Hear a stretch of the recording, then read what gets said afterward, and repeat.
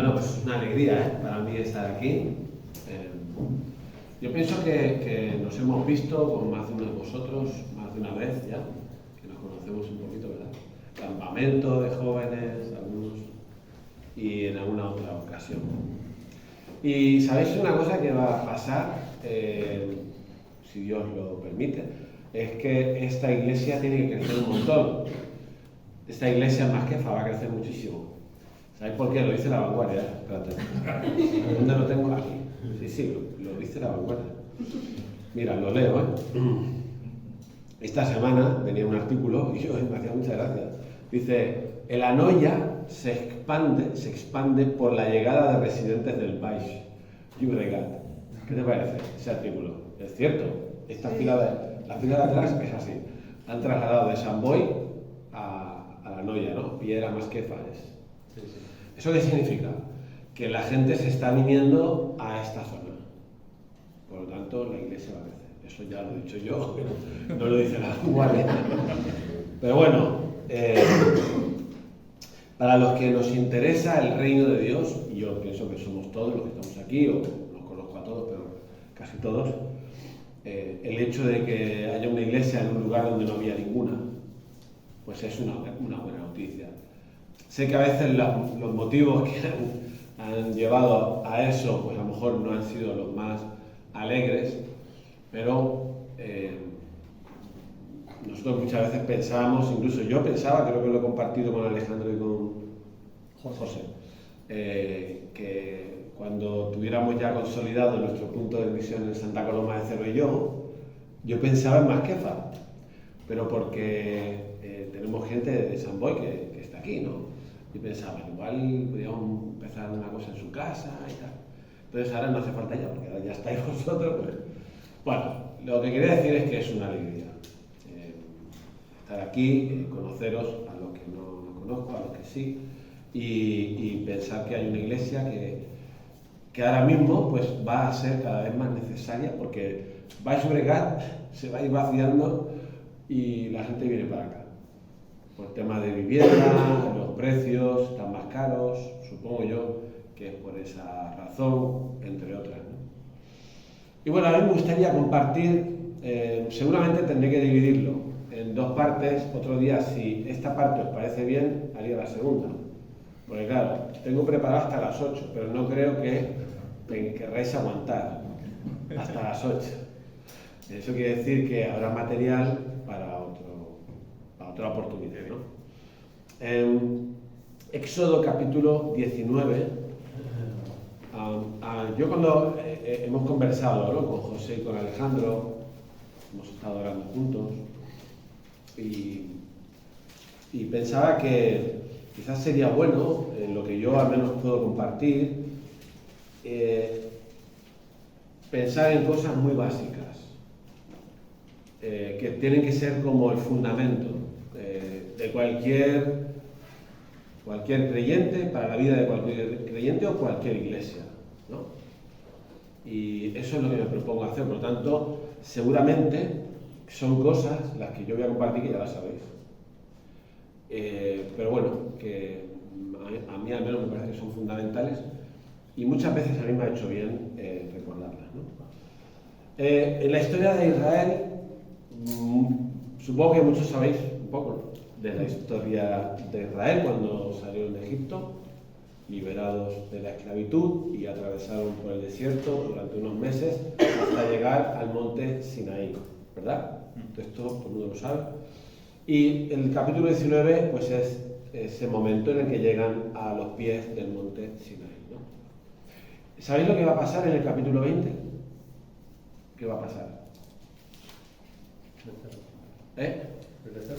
No. Los 10 mandamientos. Éxodo 20 son los 10 mandamientos. O sea, cuando Moisés está en el monte y recibe la ley, ¿no? Pero fijaos qué interesante que justo antes de que ocurra eso, que era un momento muy especial y muy importante para la vida del pueblo, porque después de esos 3-4 meses vagando por el desierto, bueno, caminando por el desierto hasta llegar allí, y antes de seguir el camino hacia la tierra prometida, ellos tenían que recibir la ley, tenían que saber qué es lo que Dios pensaba, por así decirlo, como la constitución que iba a ser la ley que luego a ellos les regiría cuando entraran en la tierra prometida. Claro, esto es fundamental.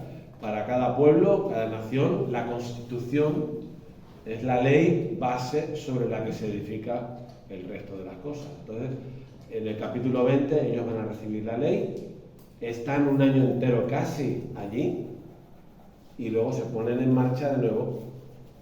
O sea, este tema de la ley no solo fueron los 10 mandamientos, lo sabéis, fueron un montón de cosas más durante muchos meses, porque era importante que un pueblo que venía de la esclavitud y no tenía concepto de nación tuviera aquellos fundamentos basados en lo que Dios dijera para luego ser el pueblo que tenían que ser en Palestina, ¿no? En Israel, donde tenían que ir. Pero es muy interesante que antes de recibir la ley, el Señor les dice unas palabras que son como muy solemnes también y muy bonitas, pienso yo, ¿vale? Es en el capítulo 19 que vamos a leer. En el momento voy a buscarme la chuletilla que no sé por dónde la tengo. Aquí. Estas son cosas que ya las hemos meditado, pero... Vale. ¿Quieres otro? ¿Te pongo otro? Sí, pues este atril no me cabe todo. No, pero mira. Sí. Sí, porque no es muy grande el papel. Aquí. Vale. Bien, dice así. Dice, al tercer mes, veis que os decía, he dicho 3 o 4, pero es 3. Al tercer mes de haber salido los hijos de Israel de la tierra de Egipto, ese mismo día llegaron al desierto de Sinaí. Habían salido de Refidim y al llegar al desierto de Sinaí acamparon en el desierto. Israel acampó allí frente al monte y Moisés subió a encontrarse con Dios.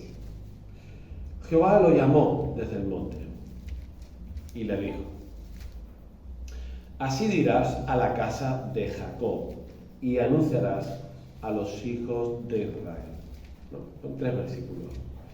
Vosotros visteis lo que hice con los egipcios y cómo os tomé sobre alas de águila y os he traído a mí. Ahora pues, si diereis oído a mi voz y guardáis mi pacto, vosotros seréis mi especial tesoro sobre todos los pueblos, porque mía es toda la tierra. Vosotros me seréis un reino de sacerdotes y gente santa. Estas son las palabras que dirás a los hijos de Israel. Supongo que os sonará. Son unas palabras como antes de que Moisés fuera al monte y recibiera la ley.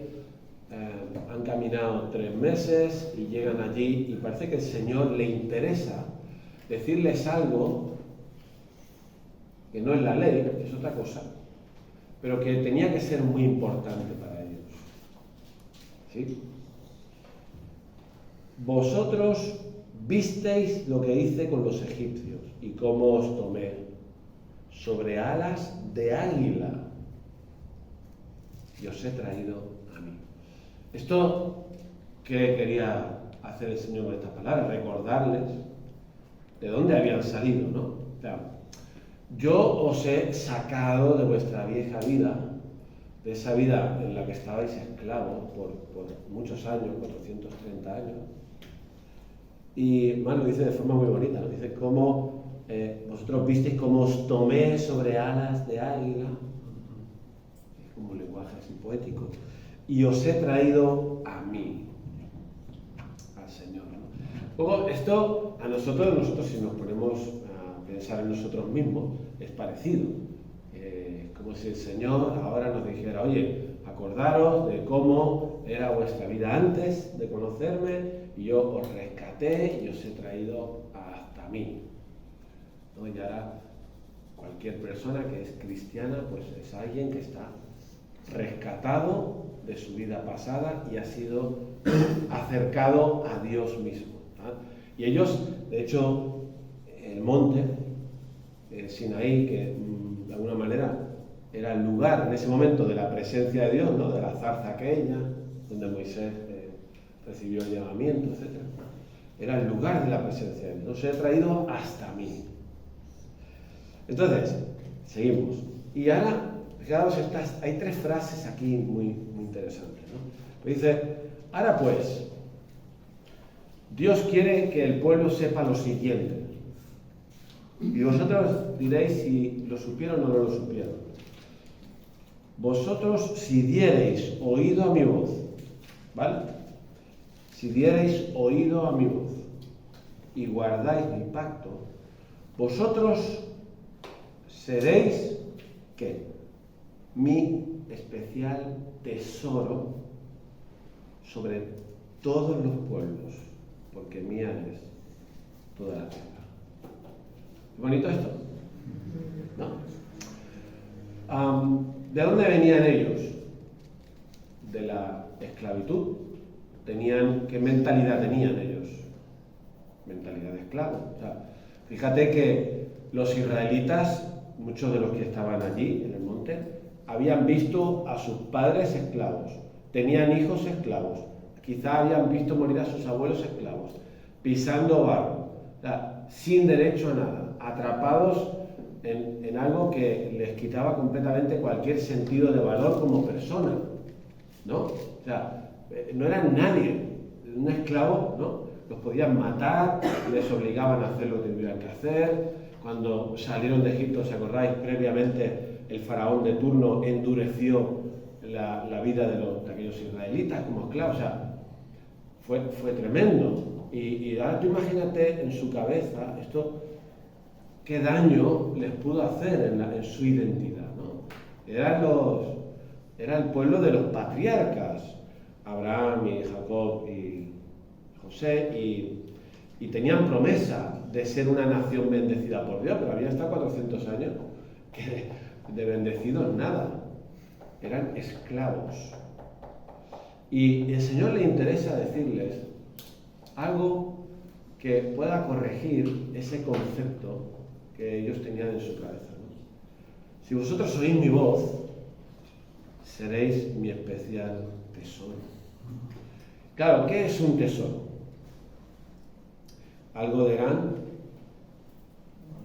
valor, ¿vale? Por lo tanto, en el concepto que ellos pudieran tener de sí mismos, que a veces nosotros también lo tenemos de nosotros mismos, por nuestros pasados, ¿sí?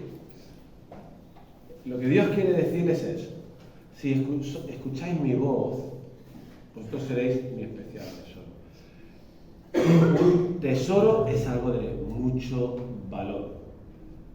Y a Dios le interesaba que ellos pudieran entender esto, porque no lo tenían en la cabeza. En su cabeza tenían otros pensamientos diferentes, ¿no? No somos nadie, no valemos para nada, etcétera, etcétera. Pero al Señor le interesa. Y no es un tesoro solamente, es especial tesoro. Una vez lo estudié esto, porque nunca lo había estudiado, y en el hebreo, la palabra que se utiliza para especial tesoro, que es una palabra para especial tesoro, se utiliza en el Antiguo Testamento un par de veces en referencia a los reyes. Los reyes, cuando conquistaban un territorio. Tengo agua yo. Ah, vale. ¿Estás pensando en mí? Gracias. Perdón, ahora me muevo de aquí, perdón. Es que mi mujer me ha dado, nene, llévate la botellita. Y me ha puesto... Es que patata al sol y... No, pero yo cuando sí me tiro el ajo se me olvida todo. Bueno, los reyes conquistaban tierras y tenían botín, el botín de los reyes. O sea, cosas, pues, tesoros, cosas de oro y plata, cosas muy... Entonces, al lado de su habitación, tenían una habitación con todos los tesoros allí. Y cuando venía otro rey, entonces les enseñaban, ¿no? Mira, este es mi... Chuleaban de su tesoro especial. O sea, lo mejor que habían conquistado, obtenido de los botines, lo tenían en una habitación. Entonces, esa expresión especial, tesoro, tiene que ver con eso. O sea, es como si Dios dijera, pues que nosotros, el pueblo suyo, A pesar de todo lo que uno pueda imaginar, porque tú dices, no, nosotros es especial tesoro, si no somos tanto, ¿no? Pero sí, resulta que sí. Y además Dios quería que ellos intentaran cambiar el chip en la cabeza. El pasado es pasado, sé de dónde venís, ¿no? Sé de dónde venís y sé los problemas que eso os ha traído, pero yo ahora, aquí, solemnemente, ahora que os he rescatado y os he traído hasta aquí, lo que os quiero decir es que si escucháis mi voz, vosotros vais a ser mi especial tesoro sobre todos los pueblos. Dice, porque mía es toda la tierra, dice la palabra. Entonces, bueno, esto no es psicología humanista. Los psicólogos humanistas hablan mucho de la autoestima y todo esto. No tiene que ver. O sea, esto es lo que Dios dice a su pueblo en virtud de la relación que Él quiere establecer con ellos. Y como dice Deuteronomio 5, no es porque fueran un pueblo especialmente bueno, sino porque Dios los amó porque quiso amarlos. No había razón humana para hacerlo, pero Dios es así. Dios nos quiere y nosotros no lo entendemos, pero los quiere. Ah, pero yo no me lo creo, pues créetelo. Si dierais oído a mi voz, qué importante era que en aquel momento escuchar. ¿Y sabes qué pasa en mi experiencia al menos? Que a veces hay otras voces que tengo ahí en la cabeza, que dicen otras cosas distintas a las que Dios dice, ¿no? No sé si os ha pasado. Yo, por ejemplo, cuando meto la pata, pues si meto la pata y no he hecho algo que está mal, o he hablado mal a mi mujer, cosas así, luego empiezo con las voces esas interiores, la porquería de cristiano eres, y vas a poner a predicar el domingo, y no sé qué, es un cristiano de porquería. ¿Sabes lo que decir? Me machaco ahí, y me puedo pegar un tiempo así. Y bueno, igual es verdad que uno ha hecho algo mal, pero el Señor nos ha dado la manera de levantarnos, ¿no? Caemos, pero nos levantamos, y esas voces no te ayudan en nada. Esas voces pues te dejan tirar en el suelo, te machacan. ¿Sabes qué pasó con Israel cuando siguieron el camino? Después de recibir la ley y llegar a la tierra prometida y enviar los espías y que los espías volvieran con sus informes. ¿Sabes qué pasó? Que no habían creído esta palabra. Entonces, cuando ellos tenían que enfrentar un reto tan importante como era conquistar la tierra prometida, empezaron a pensar, pero nosotros quiénes somos, nosotros no somos nada, vámonos para atrás porque no vamos a poder, no podemos. ¿Sí o no? Y incluso dijeron, Números capítulo 13, 14, todo eso está ahí, dijeron, vamos a nombrar a otro jefe y volvamos a Egipto. O sea, volvamos al lugar de donde salimos. Porque ellos no se creían, no habían interiorizado, no habían creído la voz de Dios que dice, no, que yo quiero que seáis mi especial tesoro. Y cuando tú tienes un tesoro, como tus hijos, por ejemplo, ¿no? Aquí los que no tenéis hijos, pues no lo sabéis. Pero los que tenemos hijos, sabes que un hijo es un tesoro. A veces te da un poco de guerra, pero sigue siendo un tesoro. ¿Qué haces tú con un tesoro? Lo cuidas, lo proteges. Imagínate Dios.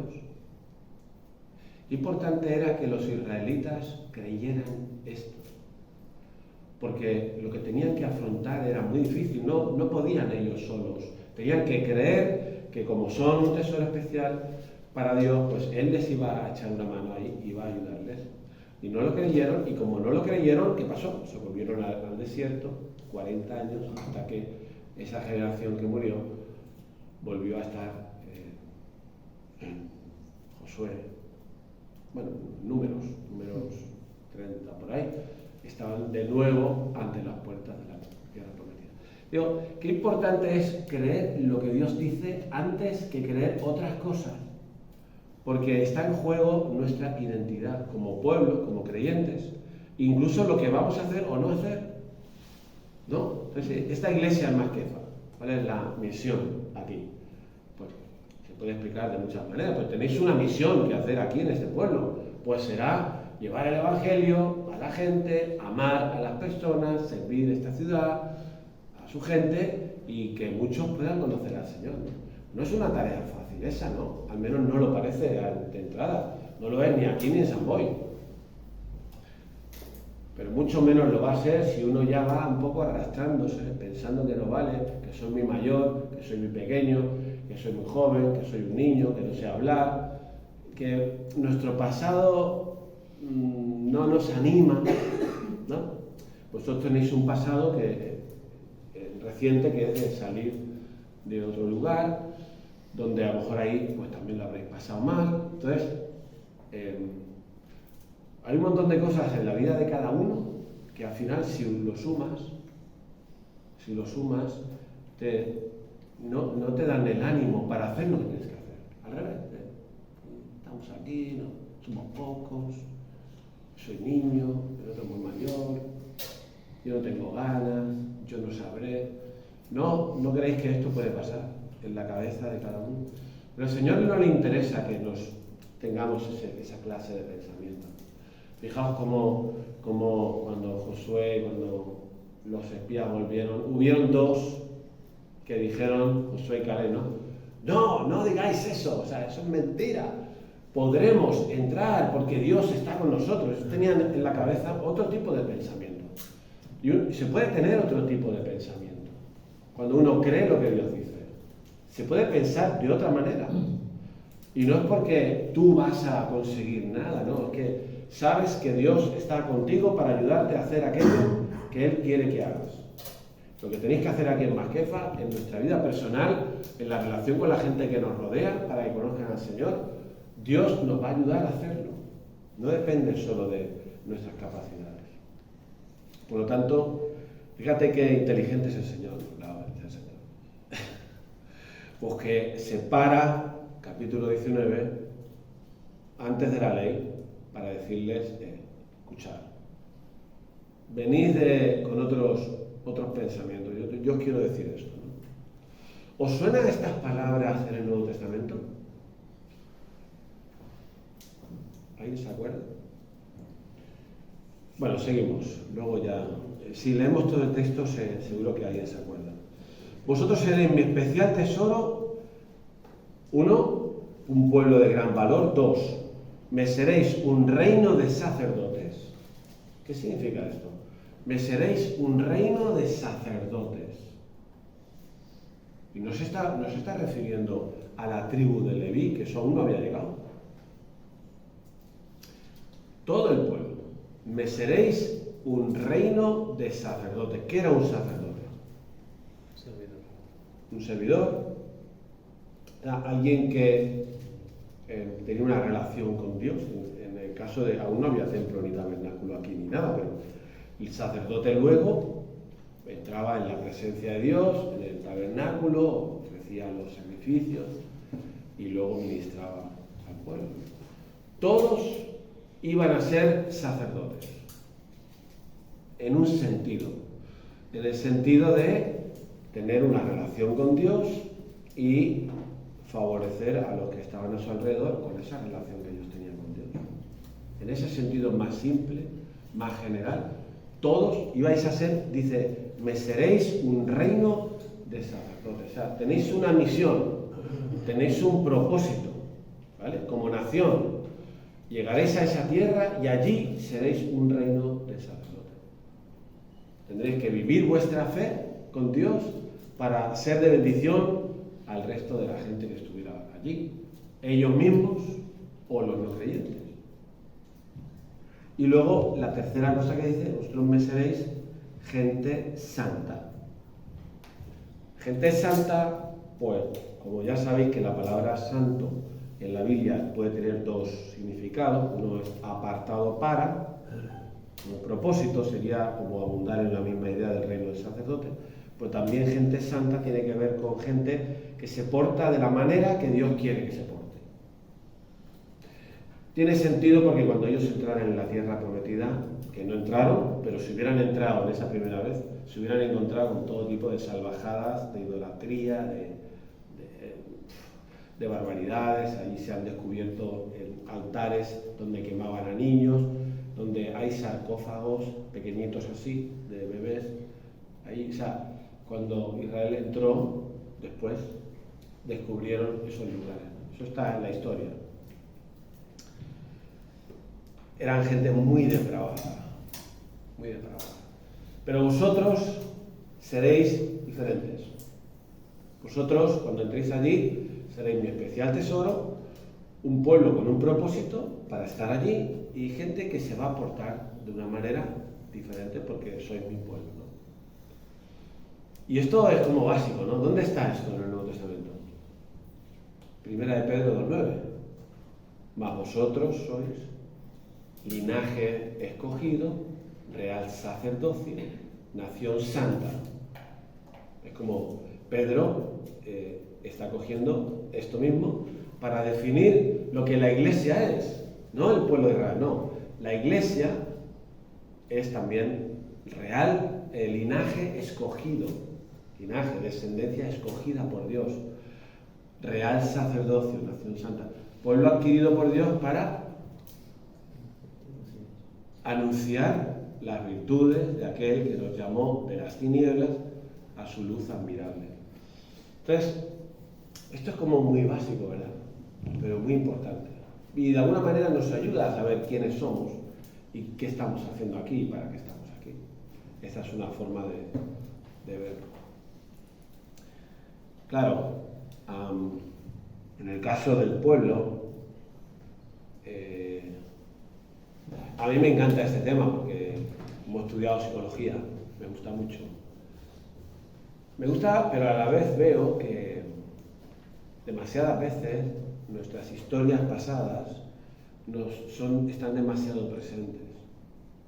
¿Sí? ¿Entendéis esta frase? Las historias de nuestra infancia, historias pasadas, de cosas que igual hemos hecho mal. Y el otro día una mujer que se apartó por años de la iglesia y del Señor y que había vuelto ya, me volvió a llamar y me dijo: Rubén, no se me quita de la cabeza los pensamientos de lo mal que lo hice por haberme apartado durante años.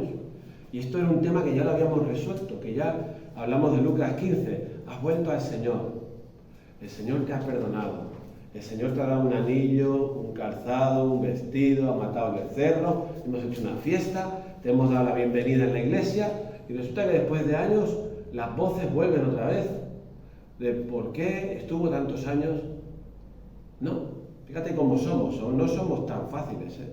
Tenemos en nuestra cabeza muchas cosas que nos decimos a nosotros mismos o que otros nos dijeron alguna vez que nos anulan.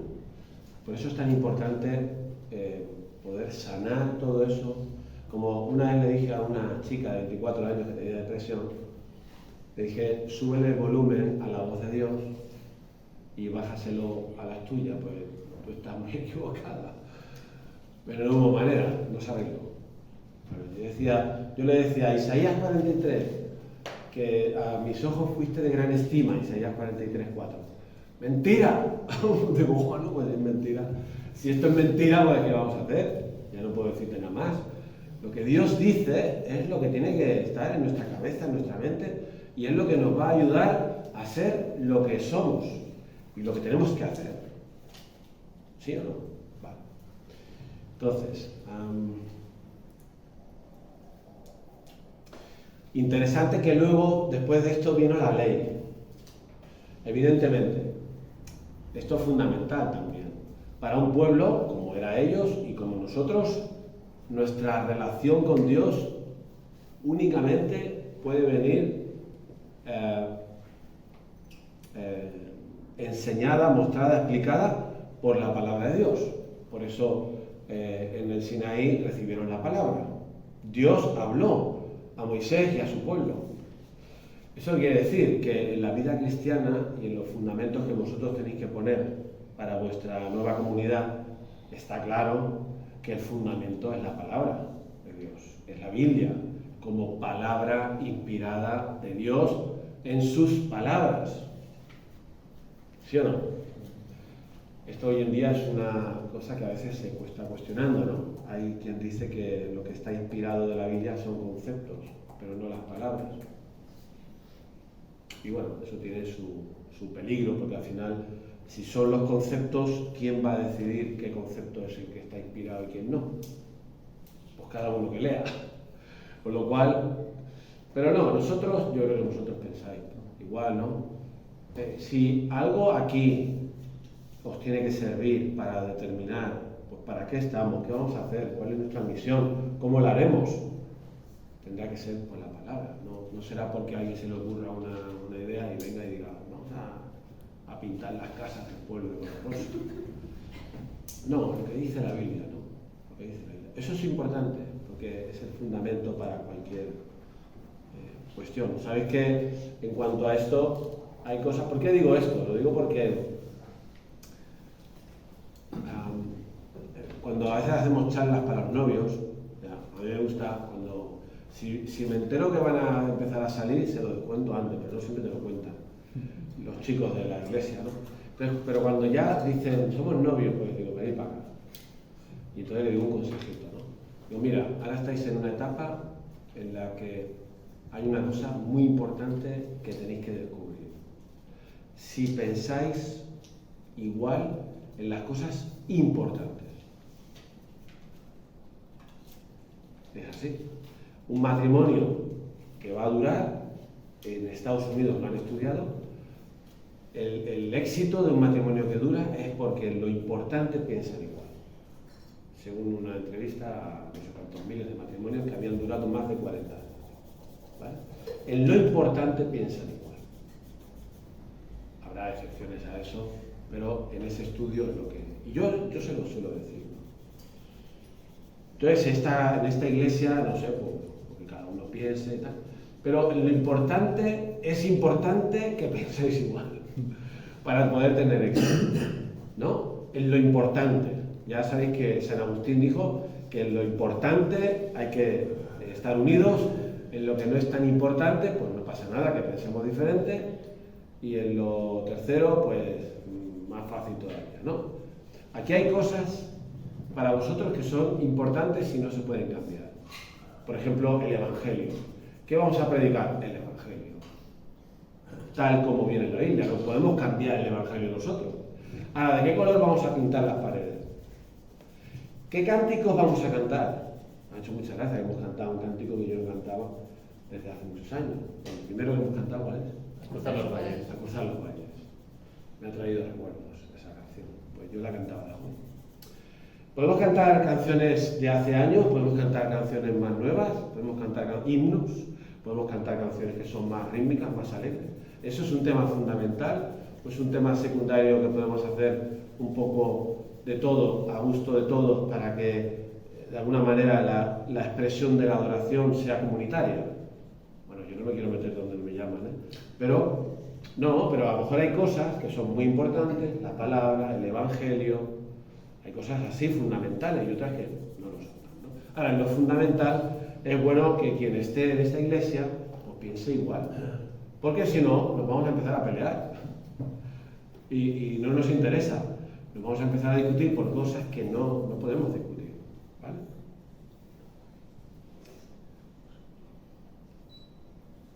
Hay iglesias, porque ahora que estoy en mi nuevo trabajo, que se están peleando por el tema del catalán. Aquí no sé cómo vais con eso, pero aquí se habla catalán, más que Fa, ¿no? Digo yo, más que en San Boi. No, Okay. sabemos. Bueno, si son los del Valle Obregat los que se vienen para acá, entonces somos castellanos.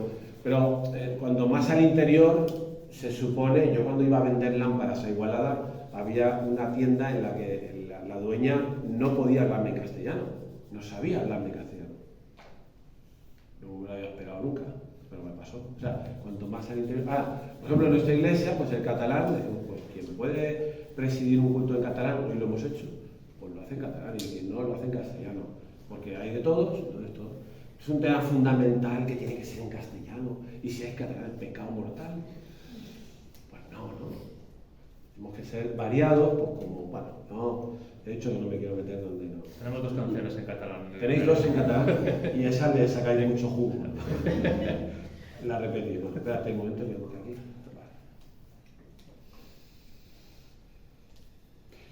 Bueno, no sé cómo estáis vosotros en cuanto a esto. El Señor aquí fue gracioso con su pueblo para expresarle estas palabras, ¿no? Que son palabras que a veces necesitamos. necesitamos recordar.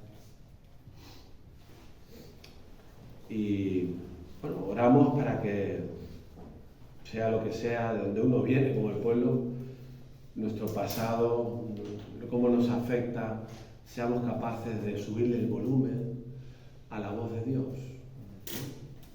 Y si hemos de perdonar cosas del pasado, pues perdonar. Si hemos de pedir perdón, pedir perdón. Si hemos de aceptar, porque a veces hay cosas que simplemente hay que aceptarlas. No se pueden cambiar, ¿sabes? Llega un punto en que a lo mejor cosas en tu vida te han hecho daño o no te han gustado y te entristecen y es normal que te entristezca, o estás enfadado y es normal que te enfades, pero no vas a poder estar enfadado toda la vida con eso, porque llega un punto en el que uno a veces tiene que aceptar para poder cerrar esa etapa y empezar una nueva, ¿no? ¿Sí se entiende?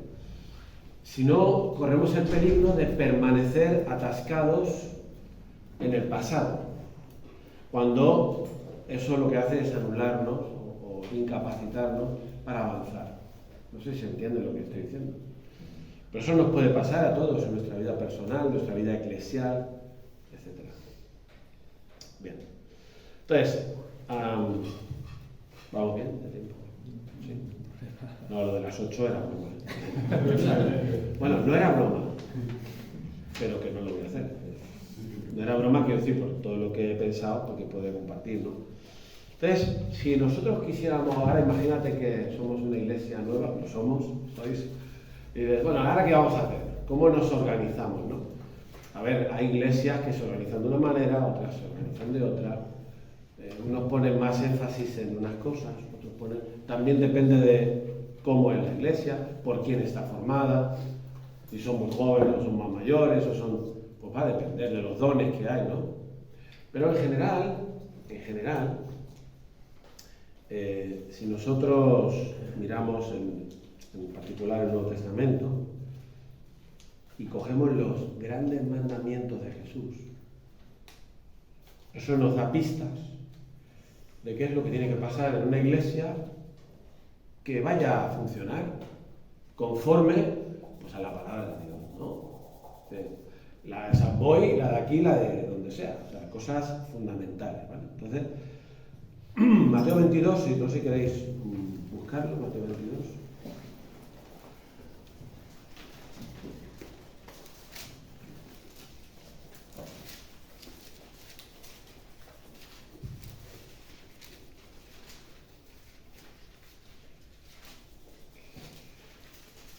Mateo 22, texto muy conocido, 36. Dice,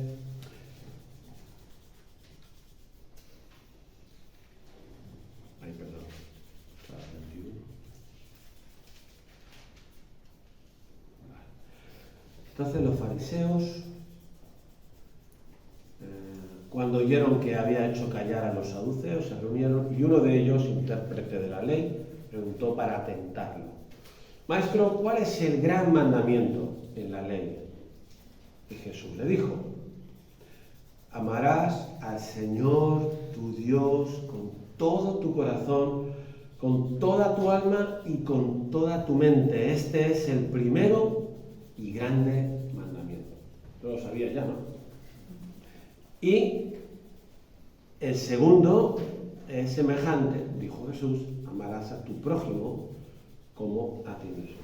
De estos dos mandamientos dependen toda la ley y los profetas. El resumen que hace Jesús de los 10 mandamientos son estos dos mandamientos, como que los resume en dos.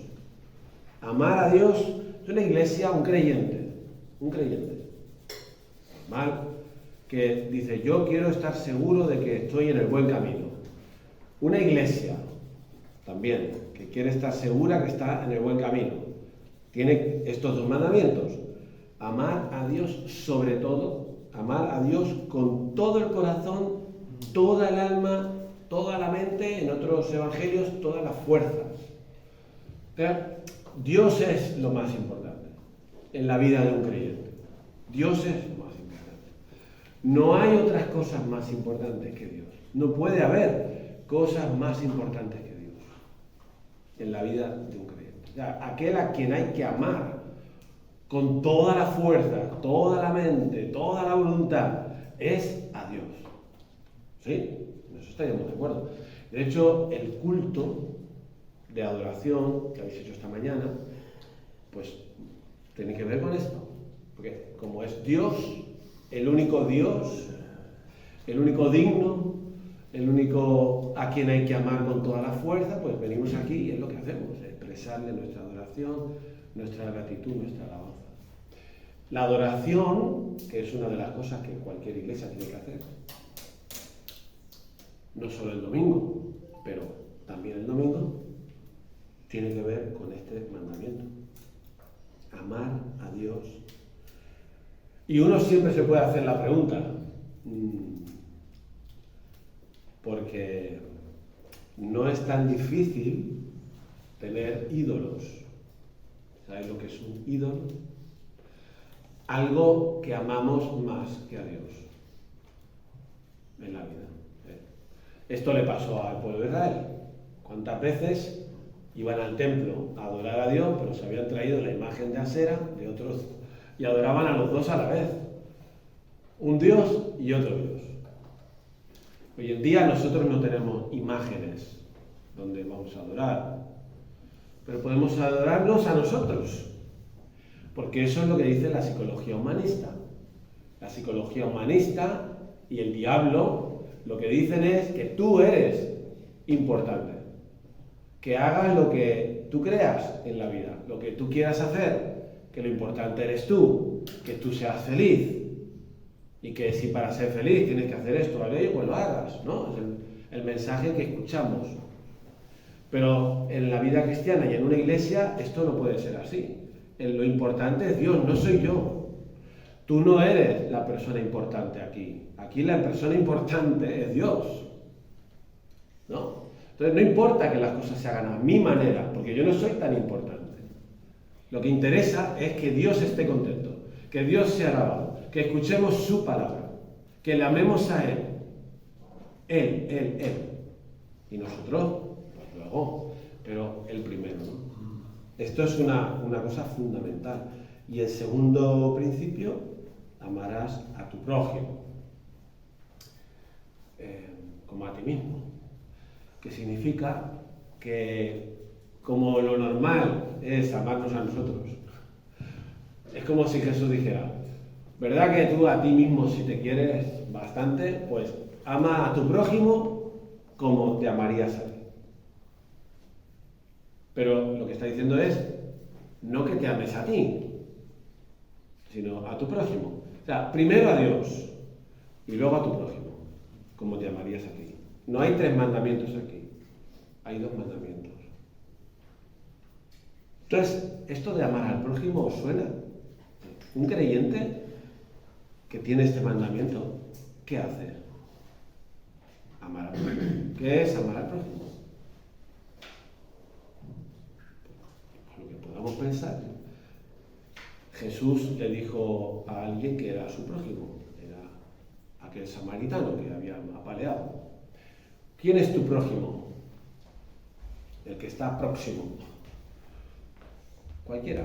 Puede ser un hijo, puede ser un tío, puede ser tu marido, puede ser un padre, puede ser un vecino, puede ser un cliente, puede ser tu jefe, puede ser un compañero, puede ser un profesor, puede ser el alcalde del pueblo, puede ser el prójimo. ¿Quién es? Hay que amarlo. Entonces, un cristiano enfocado en amar a Dios, ama al prójimo. Probablemente, si un cristiano no ama a Dios, tampoco va a amar al prójimo, porque cuando no amas a Dios es que te amas más a ti mismo. Pero todo esto nos ayuda a situarnos y a saber y evaluar si nuestra vida está más o menos caminando. A ver, todos podemos caer de vez en cuando a aflojar, pero lo que dice Jesús es lo que dice Jesús: amar al prójimo. El prójimo en general, pero ¿os acordáis que hay un segundo mandamiento, un mandamiento que Jesús dijo, doy un nuevo mandamiento a los discípulos, en Juan 13:34? La noche que Jesús iba a ser entregado y que iba a morir, les dijo, un mandamiento nuevo os doy. ¿Cuál? que os améis unos a otros como yo os he amado. ¿Y cómo sigue? El 35. Y así sabrán que sois mis discípulos. Qué interesante esto es, ¿no? Porque esto es como un aspecto del amor al prójimo, vamos a decir, en casa, aquí en la iglesia. Ya. En una iglesia, una cosa central y principal es, bueno, vamos por orden, ¿no? Amar a Dios, lo primero. Amar al prójimo, pero aquí podemos dividirlo en dos patas. A los hermanos y a los que no son hermanos. Una iglesia que está haciendo lo que tiene que hacer será una iglesia en la que se aman los unos a los otros. ¿Y esto es fácil? Pues no. No. Porque cada uno es hijo de su padre y de su madre y arrastra sus cosas y tenemos nuestros caracteres y no es fácil amar. No es fácil amarnos, pues por eso hay discusiones también entre nosotros. Lo mismo que en un matrimonio cristiano también tenemos nuestras discusiones, porque no es fácil. Hay un mandamiento que dice que amarás a tu esposa, pero ahora que no está aquí, lo está grabando, no lo publicará. Bueno, a veces no es fácil amar a mi esposa, y ella a veces no es fácil amarme a mí, pues yo tengo mis cosas también, ¿no? Pero Dios nos ha dado su espíritu, que uno de los frutos, lo sabemos, es el amor. Es una cosa que no está en nosotros, viene de fuera. Es la presencia de Dios que produce una clase de amor distinto a lo que nosotros haríamos de forma natural, ¿no? Es Dios que produce eso. Entonces, en la iglesia hay ese mandamiento. Una iglesia que se precie, una iglesia que está haciendo la voluntad de Dios, una iglesia es una iglesia que se aman unos a otros como Jesús nos ha amado. El listón está muy alto. Es difícil, pero ¿qué significa eso en la práctica? Significa que nos relacionamos unos con otros, que estamos pendientes unos de otros, que si un hermano dice que está preocupado por algo, pues oramos por él, que si un hermano necesita algo, ¿no? Que si un hermano se está equivocando, se lo decimos. Eso también es el amor, que eso nadie lo quiere hacer. Pero cuando alguien va a meter la pata, pues hombre, si lo quieres, dile que no meta la pata. Pero ojo, que vas a caer por ahí. No, que se caiga y ya. ¿Verdad que no? O sea, hay un montón de cosas. En la Biblia, ¿cuántas veces se dice en el Nuevo Testamento? Amaos unos a otros, alentaos los unos a los otros, orad los unos por los otros, confesaos los unos a los otros, sobrellevad las cargas los unos de los otros. ¿Cuántas veces? ¿Lo sabes? Yo lo sabía, pero no me acuerdo. Pero esto es lo que quiere decir amar al otro. ¿Sí? Y luego hay otro mandamiento, de estos así fuertes, que es muy potente y que nos define también en cuanto a la esencia de lo que tenemos que hacer, ¿no? Que es Mateo 28, en la Gran Comisión. La Gran Comisión tiene que ver con esto de amar al prójimo. Tiene que ver con esto de amar al prójimo. Pero añade otras cosas que en nuestra vida, y yo creo que con esto terminaré, dice allí, cuando Jesús resucitó, dice que dijo a los que estaban allí, en el monte, ¿no? En Galilea, toda potestad me es dada en el cielo y en la tierra. Por tanto, id y haced discípulos a todas las naciones, bautizándolos en el nombre del Padre, del Hijo y del Espíritu Santo, y enseñándoles que guarden todas las cosas que os he mandado. Y yo estoy con vosotros todos los días hasta el fin del mundo. En ese mandamiento de amar al prójimo, una pata era amar a los hermanos, pero la otra es amar a los que no son hermanos, que no conocen al Señor. Y aquí está, muy claro. Dice, id donde haya que ir y hacer discípulos a todas las naciones o todas las etnias. Hacer discípulos. ¿Qué hace falta para hacer un discípulo? Ser discípulo. ¿Eh? Ser discípulo. Ser un discípulo tú, sí. Claro. Si tú no eres un discípulo, pues tampoco vas a explicarle a otro cómo ser un discípulo. Ahora no quería fijarme en ese detalle, no, pero para hacer otros discípulos, ¿qué hace falta? Amar. Sí, está claro. Amar a las personas. Significa que las personas que están a nuestro alrededor, que no conocen a Cristo, nos importan, nos interesan. ¿Sabes cuándo eso va a pasar? Cuando amemos a Dios más que a nadie. Porque si no amamos a Dios, entonces nos amamos a nosotros. Y cuando te amas a ti, ¿para qué vas a complicarte la vida explicándole a otra persona esto de Dios que igual te mandas un paseo, te dicen que eres un carca o que no sé qué? ¿Verdad? Pero esto es un mandato, o sea, ahora mismo aquí podríamos evaluarnos nosotros, cada uno en su fe, y con la pregunta, ¿te interesa la vida, me interesa a mí la vida de los que me rodean? ¿O me da igual? ¿Les amo? Y si es así, ¿cómo lo demuestro? Porque no podemos amar en el aire. De tal manera amó Dios al mundo que dio a su Hijo. O sea, si el amor de Dios se hubiera quedado en un sentimiento en el cielo y no hubiera hecho nada más, pues no estaríamos aquí ninguno. Pero el amor de Dios implicó entregar a su Hijo, dar a su Hijo. El amor nuestro hacia personas que no conocen a Cristo implica dar algo, ¿no? ¿Qué implica? Implica relacionarnos, implica decir buenos días, implica decir a lo mejor cómo estás, implica tener un chip en la cabeza que Jesús te ha dicho que tienes que ir y hacer discípulo. Y que cuando te mueras, puedas decirle a Cristo, cuando tú y yo nos presentemos delante de Él, que hemos intentado hacer discípulos. ¿No? ¿Sí o no? Yo esto, por ejemplo, que algunos de San Boi lo saben, hemos hecho una campaña hace 2 años en San Boi, Impact. ¿Sí? ¿Os acordáis? Muy chula. Fue tremendo, fue espectacular. Pero me di cuenta de una cosa. Los creyentes no tenemos amigos a los que invitar. Porque no tenemos el chip de desarrollar relaciones con personas que no conocen al Señor y esas relaciones seguirlas. Una amistad normal, no nada del mundo. Pues con uno será más intenso, con otro será menos intenso. A unos podrás invitarles a un café y te aceptarán, otros no. Con alguien podrás ir a visitarle al hospital, otros no. Y podrás compartir tu fe de forma natural, con otros no, pero con unos sí. ¿No? ¿Y eso a dónde lleva? Pues incluso a hablarle, lo he dicho, ¿no? A hablarle de Jesús. ¿Y eso a dónde lleva? Porque a lo mejor se interesa.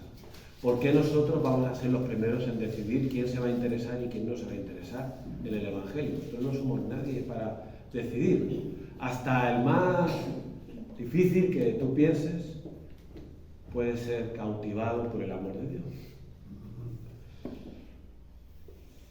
Mi mujer y yo ahora, eso no hace falta que salga allí, lo podéis recortar, pero desde lo de la campaña nos hemos dado cuenta de que no teníamos el chip, que hemos estado muy metidos en la iglesia, haciendo cosas de la iglesia, preocupados por la gente de la iglesia y tal, pero que a nivel personal, nuestros vecinos, tal, que sí que tenemos una relación cordial, que a los yayos en la pandemia les dijimos te vamos a comprar algo, pues como todo el mundo haría, pero no había un chip, no sé si me explico, un clic de tengo que hacer discípulos.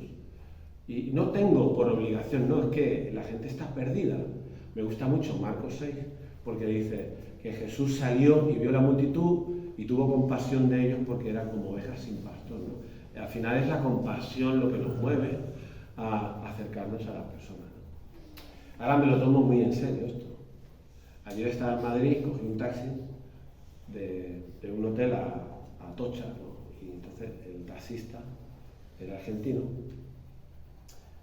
Y entonces, ¿qué pasó? Bueno, iba con el chip, iba nervioso, digo, ¿cómo voy a hablarle? Pero esto antes no me pasaba. Yo hubiera estado callado, el otro hubiera estado callado, me dejan Atocha y ya está. Pero no me acuerdo cómo, pues que aproveché una oportunidad y le dije, claro, ahora no me acuerdo qué pasó, os lo iba a explicar. Pero bueno, al final le dije que era cristiano, evangélico, y me dijo, tengo 2 hermanas evangélicas en Argentina. Y digo, ¿tú has ido a una iglesia? Sí, he ido a una iglesia aquí de colombianos en Madrid, pero ya no, por el trabajo. Y dije, bueno, pero bueno, luego pensé, ahora que le digo, ¿no? Pues le expliqué mi testimonio, le dije que yo era cura, pastor, que hacía unos años, pero que estaba muy contento y que todo empezó cuando tenía 17 años porque yo estaba hecho polvo, no sé qué, ¿verdad? A contarle mi vida y dice, ostras, pues qué vida más interesante. Dice, ¿cómo Dios te cambió, no? Pues yo le dije que el 24 de diciembre del 81 estaba borracho en una discoteca de Grandes Jockey y el 31 de diciembre, ¿cuántos días después?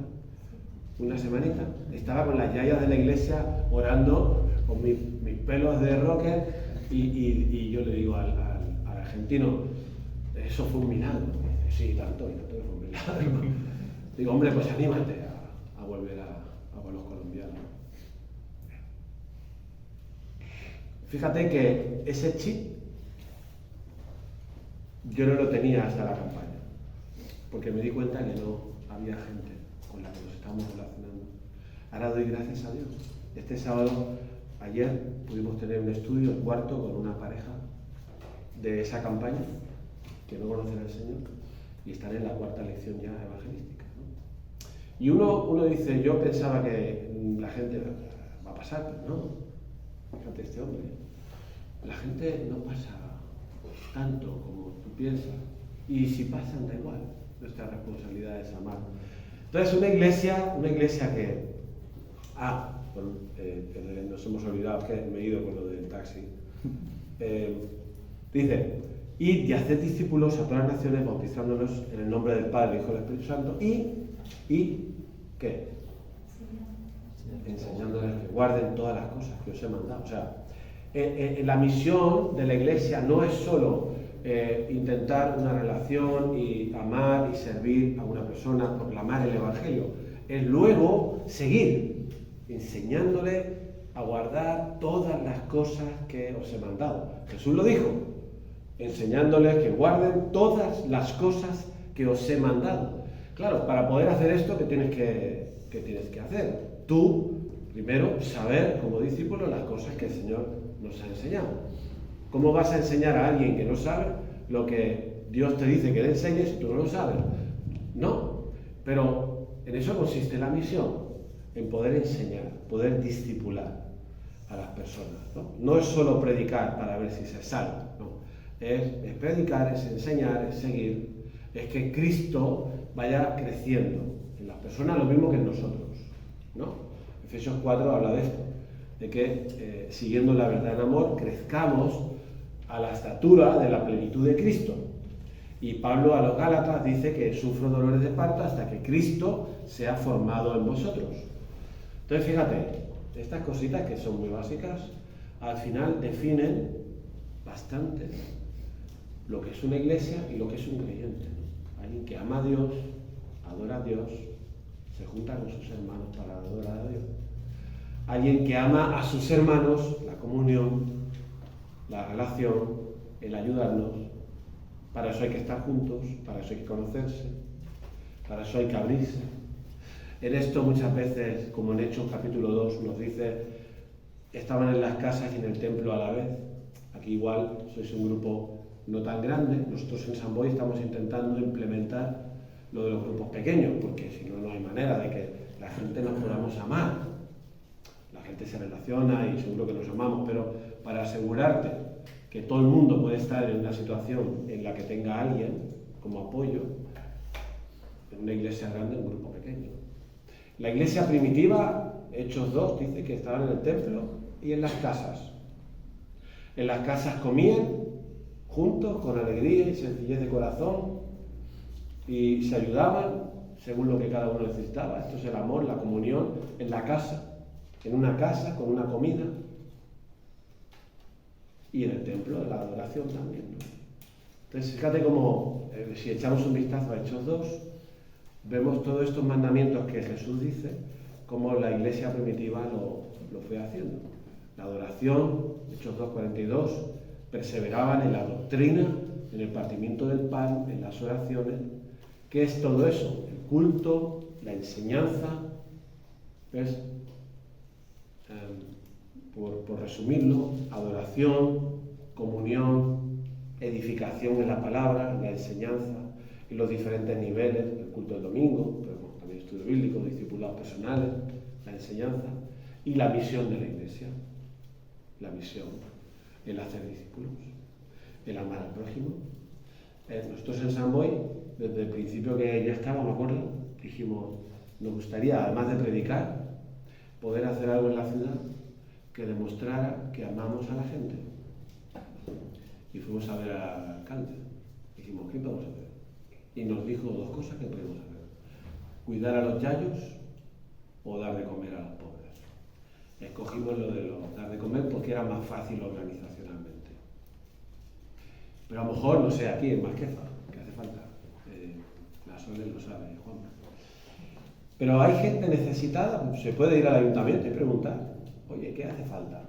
Pues mira, hay 3 abuelos que están solos, que nadie los va a visitar, que no tienen quien les lleve al médico, y a lo mejor la iglesia ofrece un voluntario, 2 voluntarios, 3 voluntarios para poder hacer eso como iglesia.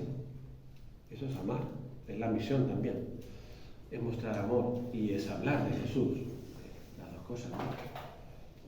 Así que, de alguna manera, esto como engloba lo que es un creyente y lo que es una iglesia. Y lo que nosotros nos tenemos que proponer hacer, organizarnos para hacerlo. Cada iglesia tiene como más puntos fuertes en un lado.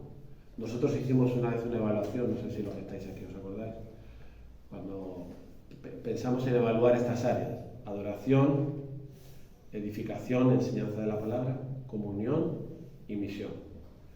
Y lo que peor salía fue la oración. Lo peor. Lo peor de nuestra iglesia es la oración comunitaria, en aquel entonces. Y yo creo que ahora, pues no sé cómo vamos. Pero flojillos. Pero entonces pensamos cómo vamos a mejorar ese punto que está más débil, ¿no? Cada iglesia pues, puede evaluarlo y ver qué podemos hacer. Y bueno, ojalá que en la iglesia aquí en Masquefa, pues por vuestro ministerio de la iglesia, de los creyentes, aunque no sean de la iglesia Masquefa, pues van a San Boy, pero tienen vecinos, aquí hay vecinos cerca. No sé si hay otros pueblos aquí que no hay iglesia. Cerca, digo. Sí. San Esteve, por ejemplo. Sí. No sé si tiene o no tiene. Pero bueno, a mí me gustaría comunicaros la ilusión de que quién sabe lo que Dios puede hacer con vosotros y hasta dónde podréis llegar. Es cuestión de creer en la voz de Dios, creer que Él es el que va adelante y dar los pasos que Él nos lleve a dar, pero tener esperanza y tener ilusión y no estar atascados, ¿entendéis? En nosotros, en el pasado, en nuestras fortalezas o debilidades. Pues sí. Esta mañana el que predicó nuestra iglesia dijo: lo necio y lo vil y lo débil del mundo ha escogido Dios. Y somos nosotros. O sea, lo que nosotros vamos a hacer no va a ser por nuestra inteligencia y superioridad. Va a ser porque Dios está a nuestro lado y nos ayude a hacerlo. Pero hemos de creer que Él va a hacer grandes cosas, ¿no? Y entonces, pues, ir dando los pasos que... Muy bien, pues nada, terminamos aquí, que ya llevamos un ratito y vosotros todo el día. Y espero que el Señor os bendiga y si eso, pues nos seguiremos viendo.